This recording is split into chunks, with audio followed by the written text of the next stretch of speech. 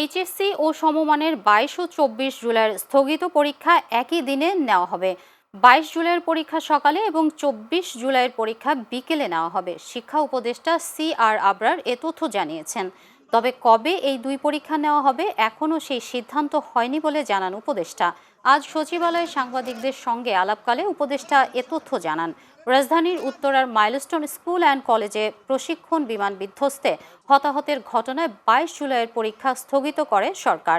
পরীক্ষা শুরুর কয়েক ঘন্টা আগে রাত 3টায় ওই দিনের পরীক্ষা স্থগিতের সিদ্ধান্তের কথা জানায় সরকার।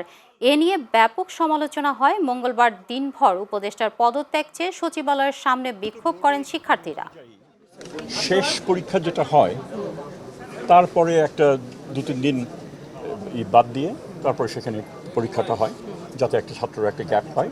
তো আমরা যেটা সিদ্ধান্ত নিয়েছি, যেহেতু 22 তারিখের পরীক্ষা ছিল সায়েন্সের, কেমিস্ট্রি, সেটা যেদিন হবে সেদিন সকালে হবে, এবং যেটা 24 তারিখের সেটা বোধহয় অর্থনীতি, সেটা সেদিন বিকেলে হবে। তো যার ফলে আপনার পরীক্ষা পুরো প্রক্রিয়া যেন আরও কটা দিন পিছিয়ে যেন না যায় শেষ হতে, সেজন্য আমরা একটু আগে ওইভাবে আমরা জিনিসটা প্ল্যান করেছি।